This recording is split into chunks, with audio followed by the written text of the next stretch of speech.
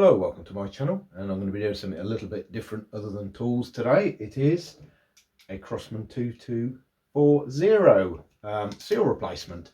But before we get on to the actual video itself, I will put a disclaimer out there that I'm not a professional, I'm not a gunsmith, anything like that. I'm just a happy tinkerer.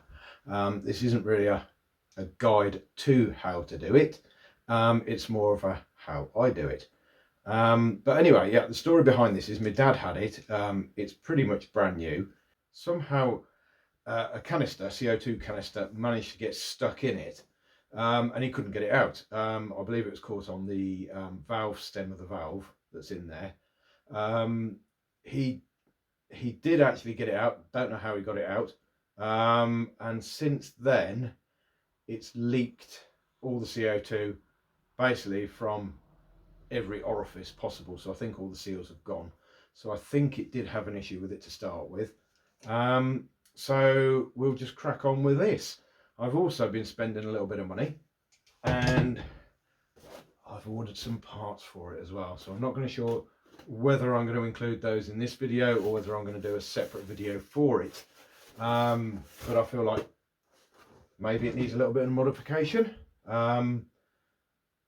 Who knows? Let's just get on with it and see what's wrong with it.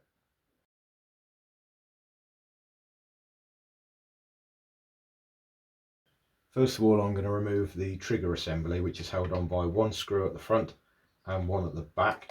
Be really careful when you're removing this, because there is a trigger safety spring and a ball bearing behind as well, and they can ping out and shoot off somewhere. So just make sure you've got a clean area to work on, and if it does pop out, you'll find it hopefully easily, and then just stick it in a bag or something afterwards, just so you don't lose it.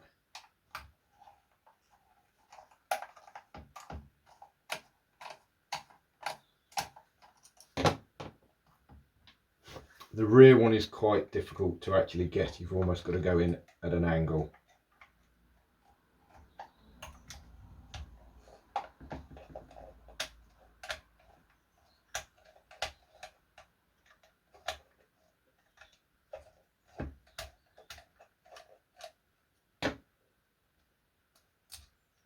There we go.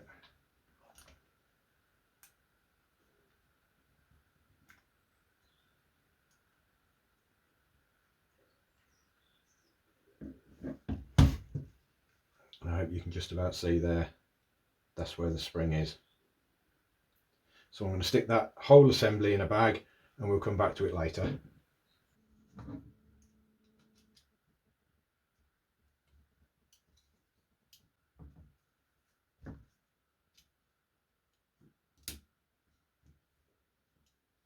So to remove the barrel, you have to pull it all the way back, and the tiny 1.3mm Allen bolt is actually under there behind the pellet probe.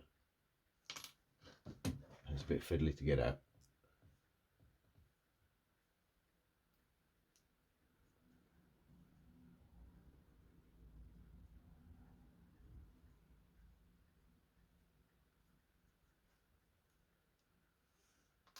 And once that's out of the way, the only other thing holding it together is this flat-headed bolt on the rear side.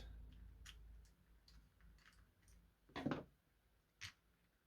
just comes off like so, and everything is out of the way. And everything's just going in a tin with a very secure lid on it. That way I won't lose anything. To get the valve assembly out, it's just a case of undoing this flat-headed bolt there. That comes out, and then it should just slide out like so. And I've found the problem. Right. The valve assembly should have a rubber seal in there, so that when the canister fits up, it's nice and snug. It's not there. It must have come out when my dad managed to get the CO2 canister out. So that's why it's leaking gas all over the place. Anyway, problem solved. So if you're going down the route of replacing the seal in the actual valve assembly, be very careful. It's easy to damage. might be easier just to buy a whole assembly in one.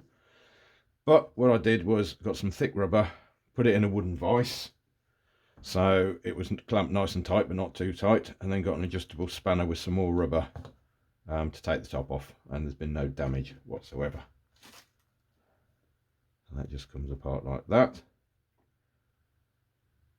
Obviously it's going to need a really good clean inside. And that's our valve stem.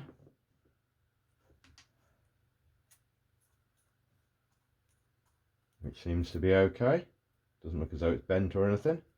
You can buy these, again, you can buy these as a whole unit, or a separate unit rather.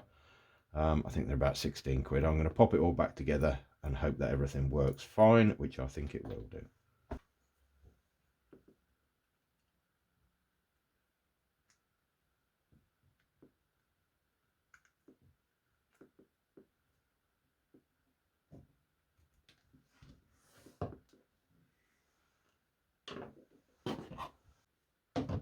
Before I fit the new seals, I'm just going to give everything a really good clean. Last thing I want to do is find out there's a bit of crap in there and I've got to strip it all down again.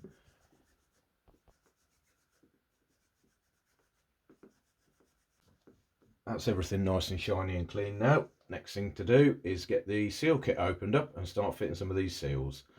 This is a comprehensive kit. It's got seals for pretty much everything. So I'll be replacing the CO2 port, replacing the seal of the valve reservoir, and there's also one on the valve stem at the end, which looks like it's going to be interesting to get out, but we'll get it opened up and get them replaced.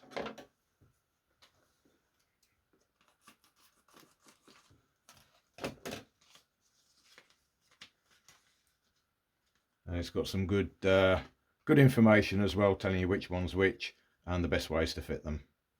And that is bought from a chap called TR Rob Airgun Specialists.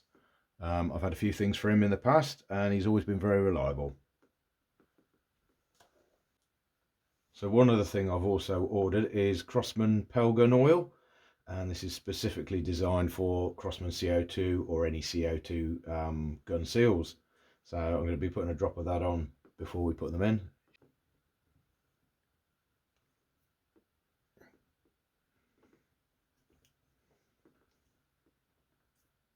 And just be really gentle with that. There we go. Nice fit.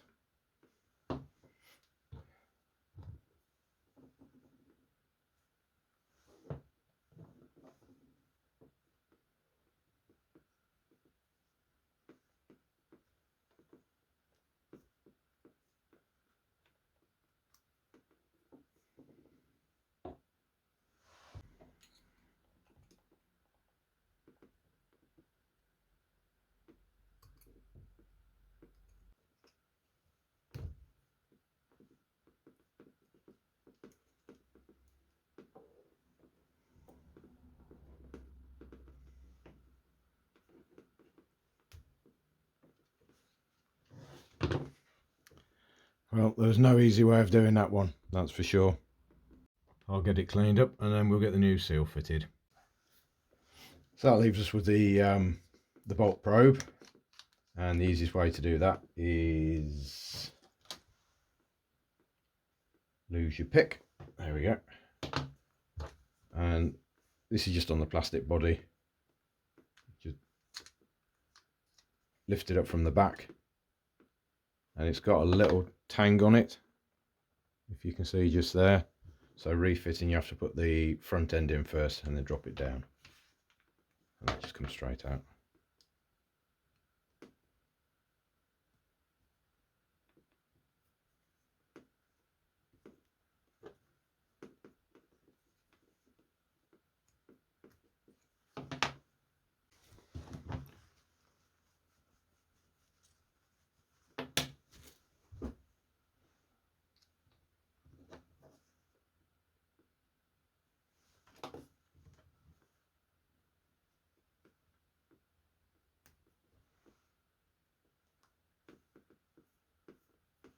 There we go.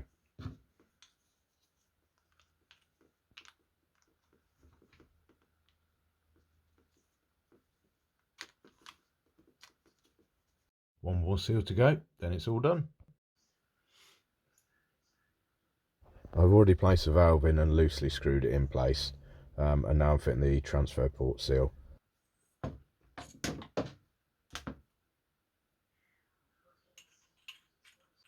The rest is just a reverse of strip down, so we'll run through that quickly.